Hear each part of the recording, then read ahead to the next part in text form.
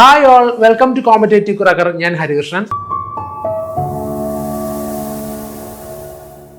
അപ്പൊ കുറച്ച് ദിവസങ്ങൾക്ക് മുമ്പ് സ്വാശ്രയ കോളേജിൽ വർക്ക് ചെയ്യുന്ന ടീച്ചേഴ്സിനെ ഭീതിയിലാഴ്ത്തുന്ന ഒരു വാർത്ത നമ്മൾ കേട്ടു. ഓക്കെ, വേറൊന്നുമല്ല, വാർത്ത ഇത് തന്നെയാണ്. കണ്ണൂർ സർവകലാശാലയുടെ അണ്ടറിൽ വരുന്ന 80-ൽ പരം കോളേജസിൽ നിന്ന് 859 ടീച്ചേഴ്സിന്റെ ജോലിയാണ് ഇപ്പോൾ ഭീഷണിയായിരിക്കുന്നത്. അത് ഒരു വൻ വാർത്തയായിരുന്നു കുറച്ച് ദിവസങ്ങൾക്ക് മുമ്പ്. അതിൻ്റെ ടീച്ചേഴ്സിന്റെ പ്രൊട്ടസ്റ്റും സമരവും കാര്യങ്ങളൊക്കെ ഉണ്ടായിരുന്നു. അപ്പൊ എന്തുകൊണ്ടാണ് ഉണ്ടാകുന്നത് നിങ്ങൾക്ക് അറിയില്ലേ? അത് UGC നോംസ് അനുസരിച്ച് UGC അണ്ടർ വരുന്ന കോളേജസും യൂണിവേഴ്സിറ്റീസും UGC ക്വാളിഫൈഡ് ആയിട്ടുള്ള UGC നെറ്റ് ക്വാളിഫൈഡ് ആയിട്ടുള്ള ടീച്ചേഴ്സിനെ മാത്രമേ ഇനി സെൽഫ് ഫൈനാൻസിങ് കോളേജസിലും നിയമനപ്പെടുത്താവൂ എന്നുള്ളൊരു ഉത്തരവ് വന്നതിന്റെ അടിസ്ഥാനത്തിലാണ്. ഓക്കെ, അപ്പോ ഇത് കുറച്ചു കാലമായി UGC ഇങ്ങനെ ഇറക്കിയിട്ട് പലക്കെ എല്ലാ കോളേജസും അത് ഇംപ്ലിമെന്റ് ചെയ്ത് വരുന്നേ ഉണ്ടായിരുന്നുള്ളൂ. പെട്ടെന്നാണ് കണ്ണൂർ സർവകലാശാല അവരുടെ അണ്ടറിലുള്ള എല്ലാ കോളേജസിലും ഈ നിയമം അടിയന്തരമായിട്ട് അവര് നടപ്പിലാക്കിയത്. അപ്പൊ അതിനെ പ്രൊട്ടസ്റ്റ് ചെയ്തിട്ടാണ് ഭൂരിഭാഗം ടീച്ചേഴ്സും സമരത്തിന് ഇറങ്ങിയത്. കാര്യം വേറൊന്നും കൊണ്ടല്ല, ഭൂരിഭാഗം ടീച്ചേഴ്സിനും നെറ്റ് ക്വാളിഫൈഡ് അല്ലായിരുന്നു. നെറ്റ് അല്ലെങ്കിൽ PhD അവർക്ക് നിർബന്ധമായിരുന്നു. UGC ഗൈഡ് ലൈൻസ് അനുസരിച്ച് നെറ്റ് അല്ലെങ്കിൽ PhD ഉള്ള ടീച്ചേഴ്സിൽ മാത്രമേ ഇനി സ്വകാര്യ മേഖലയിലുള്ള കോളേജിലും പഠിപ്പിക്കാവൂ എന്നുള്ള UGCയുടെ ഒരു നിയമമാണ്. പ്രത്യേകിച്ച് ഇപ്പോൾ FIUGP ഒക്കെ വന്ന സ്ഥിതിക്ക്.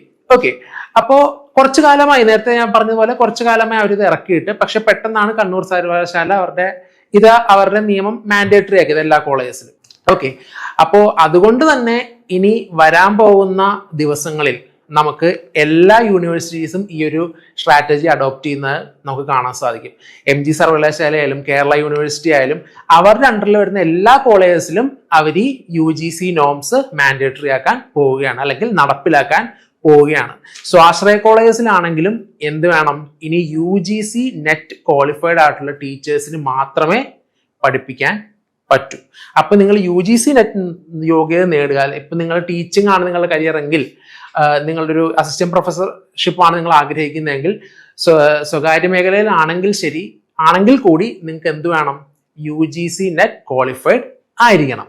ഓക്കെ, അപ്പോ ഞാൻ നേരത്തെ പറഞ്ഞ പോലെ UGC യൂണിവേഴ്സിറ്റി ഗ്രാന്റ്സ് കമ്മീഷൻ ഒരു മിനിമം കോളേജസിൽ മിനിമം ക്വാളിഫിക്കേഷൻ, അതായത് കോളേജസിൽ അസിസ്റ്റന്റ് പ്രൊഫസർഷിപ്പ് ആഗ്രഹിക്കുന്നവർക്ക് ഒരു മിനിമം ക്വാളിഫിക്കേഷൻ അവർ വച്ചിട്ടുണ്ട്. ഓക്കെ, വേറൊന്നുമല്ല, മിനിമം നെറ്റ് ക്വാളിഫൈഡ് ആയിരിക്കണം. അതായിരിക്കും മിനിമം എലിജിബിലിറ്റി. അസിസ്റ്റന്റ് പ്രൊഫസർ ആവാനുള്ള ഒരു മിനിമം എലിജിബിലിറ്റി എന്ന് പറയുന്നത് നിങ്ങൾ നെറ്റ് ക്വാളിഫൈഡ് കാൻഡിഡേറ്റ്സ് ആയിരിക്കണം. ഓക്കെ, എവിടെയൊക്കെ? Applicable to institutions recognised under UGC norms. UGC ലിസ്റ്റിൽ പെടുത്തിയിട്ടുള്ള എല്ലാ അംഗീകൃതമായിട്ടുള്ള യൂണിവേഴ്സിറ്റീസിനും കോളേജസിലും, അത് സ്വാശ്രയ കോളേജും ആവാം, സ്വാശ്രയ കോളേജ് മെയിൻ ആയിട്ട്, ബാക്കി ഗവൺമെന്റ് കോളേജിലാണെങ്കിലും എയ്ഡ് കോളേജിലാണെങ്കിലും നിർബന്ധമായിട്ടും അവർ നെറ്റ് അല്ലെങ്കിൽ PhD ഉള്ളവരെ എടുക്കത്തുള്ളൂ. സ്വാശ്രയ കോളേജസ് ആണ് അത് കുറച്ചൊന്നും അടിച്ചു നിന്നത്. ഇപ്പൊ സ്വാശ്രയ കോളേജസിലും നേരത്തെ പറഞ്ഞതുപോലെ തന്നെ UGC നെറ്റ് ക്വാളിഫൈ ആയ ടീച്ചേഴ്സിനെ മാത്രമേ എടുക്കുന്നുള്ളൂ. ഓക്കെ, അപ്പൊ അത് എന്തുകൊണ്ടാണ് അങ്ങനെ എടുക്കുന്നത്? നമുക്കൊന്ന് നോക്കാം. Maintaining uniform academic standards. Okay, അത് it creates a common benchmark across India.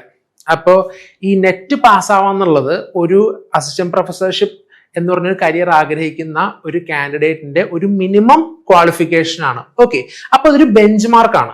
നമ്മൾ നെറ്റിന്റെ സിലബസ് നിങ്ങൾ നോക്കിയാൽ അറിയാൻ സാധിക്കും. പ്രത്യേകിച്ച് ജനറൽ പേപ്പറിൽ നമുക്ക് എന്ത് വേണം? നമുക്ക് സബ്ജക്ട് എക്സ്പെർട്ടീസ്. അത് ചിലപ്പോൾ നെറ്റ് പാസ് ആണെന്നില്ല നിങ്ങൾക്ക് സബ്ജക്ട് എക്സ്പെർട്ടീസ് ഉണ്ടാവാൻ, പക്ഷെ റിസർച്ച് ആപ്റ്റിറ്റ്യൂഡും ടീച്ചിങ് കോമ്പറ്റൻസും, ഓക്കെ, അത് നമുക്ക് ഒരു പരിധി വരെ നെറ്റിന്റെ സിലബസിൽ കവേർഡ് ആണ്. നമ്മളതൊന്ന് നിർബന്ധമായിട്ടും ആ രണ്ട് വിഷയങ്ങൾ നമ്മൾ പഠിക്കേണ്ടതാണ്, റിസർച്ച് ആപ്റ്റിറ്റ്യൂഡും ടീച്ചിങ് ആപ്റ്റിറ്റ്യൂഡും. ഓക്കെ, അപ്പോൾ അതുകൊണ്ടാണ് UGC അതിനെ UGC നെറ്റ് ക്വാളിഫിക്കേഷനെ പ്രൊമോട്ട് ചെയ്യുന്നത്.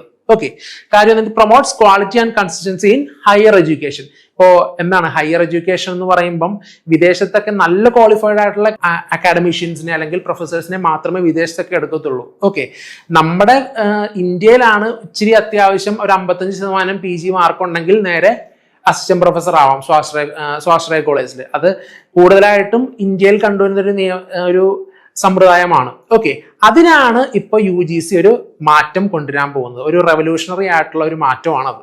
ഓക്കെ, അപ്പോൾ എന്താണ്, ഇപ്പൊ പ്രൈവറ്റ് കോളേജസിലാണ് ഇപ്പോൾ നിങ്ങളിപ്പോ ഒരു പ്രൈവറ്റ് കോളേജിൽ നിങ്ങൾ വർക്ക് ചെയ്തുകൊണ്ടിരിക്കുകയാണ് അസിസ്റ്റന്റ് പ്രൊഫസർ ആയിട്ട്, പക്ഷെ നിങ്ങൾക്ക് നെറ്റ് ക്വാളിഫൈഡ് അല്ല. അങ്ങനെയാണെങ്കിൽ അത് ആ കോളേജിന്റെ അഫിലിയേഷനെ ബാധിക്കുന്ന ഒരു കാര്യമാണ്. Why private colleges follow UGC net norms? ഇതുവരെ കുറച്ച് കോളേജസ് മാത്രമേ ഫോളോ ചെയ്യുന്നുള്ളൂ, ഇനി തൊട്ട് എല്ലാ കോളേജസും അത് ഫോളോ ചെയ്യാൻ തുടങ്ങും. Affiliated colleges must comply with UGC and university regulations. Okay, അതായത് കോളേജിന്റെ, ഞാൻ പറഞ്ഞു കോളേജിന്റെ അഫിലിയേഷനെ ബാധിക്കുന്ന ഒരു കാര്യമാണ്. അവർ UGC നോംസ് അനുസരിച്ച്, UGC നോംസിൽ വരുന്നൊരു കാര്യമാണ് നെറ്റ് ക്വാളിഫൈഡ് ആയിട്ടുള്ള ടീച്ചേഴ്സിനെ മാത്രമേ ആ കോളേജ് ഹയർ ചെയ്യാവൂ. ഓക്കെ, അത് UGC നോംസിലും യൂണിവേഴ്സിറ്റി റെഗുലേഷൻസിലും പറയുന്ന ഒരു കാര്യമാണ്. ഓക്കെ, അപ്പൊ അങ്ങനെ ചെയ്തില്ലെങ്കിൽ ഇനി തൊട്ട് ആ കോളേജിന്റെ അഫിലിയേഷനെ അത് ബാധിക്കാൻ സാധ്യതയുണ്ട്. അതേപോലെ തന്നെ accreditation agencies evaluate faculty qualifications. NAAC, okay, national assessment and accreditation council of India, അവരാണ് എല്ലാ യൂണിവേഴ്സിറ്റീസിനും കോളേജസിനും NAAC സ്കോർ കൊടുക്കുന്നത്. ഓക്കെ, A+, A, B+, നിങ്ങളത് കേട്ടിട്ടുണ്ടാവും. ഓക്കെ, അപ്പൊ ഫാക്കൽറ്റി ക്വാളിഫിക്കേഷൻ എന്ന് പറയുന്നത് അതിന്റെ പ്രധാനപ്പെട്ട ഒരു NAAC അക്രഡിറ്റേഷന്റെ NAAC സ്കോർ കിട്ടാനുള്ള പ്രധാന ഒരു ക്രൈറ്റീരിയയാണ്. ഓക്കെ, അപ്പോൾ അക്രഡിറ്റേഷൻ ആയിട്ടുള്ള ഏജൻസീസ് എന്തായാലും അത് വാലുവേറ്റ് ചെയ്യും. അടുത്തത് qualified faculty improve institutional reputation. മാത്രമല്ല ഇനി മുതൽ ആ കോളേജിന്റെ അല്ലെങ്കിൽ ആ ഇൻസ്റ്റിറ്റ്യൂഷന്റെ റെപ്യൂട്ടേഷനെ കൂടെ ബാധിക്കുന്ന കാര്യമാണ്. നല്ല ടീച്ചേഴ്സിനെ, അതായത് ക്വാളിഫൈഡ് ആയിട്ടുള്ള ടീച്ചേഴ്സ് ആണ് ഞങ്ങളുടെ കോളേജസിൽ വർക്ക് ചെയ്യുന്നത് എന്നുള്ളത് എല്ലാ കോളേജസിന്റെയും റെപ്യൂട്ടേഷനെ തന്നെ ഉയർത്തുന്ന ഒരു കാര്യമാണ്. Okay, necessary for maintaining affiliation and recognition. രണ്ടാമത് പറഞ്ഞ പോയിന്റുമായിട്ട് ലിങ്ക് ചെയ്യാൻ പറ്റുന്നതാണ്. അവർക്ക് അഫിലിയേഷൻ നഷ്ടപ്പെടാതിരിക്കണമെങ്കിൽ അല്ലെങ്കിൽ അഫിലിയേഷനെ ബാധിക്കാതിരിക്കണമെങ്കിൽ എന്ത് വേണം? ആ ടീച്ചർ അല്ലെങ്കിൽ അവർ ഹയർ ചെയ്യുന്ന ഫാക്കൽറ്റീസ് എല്ലാം തന്നെ UGC നെറ്റ് ക്വാളിഫൈഡ് ആയിരിക്കണം.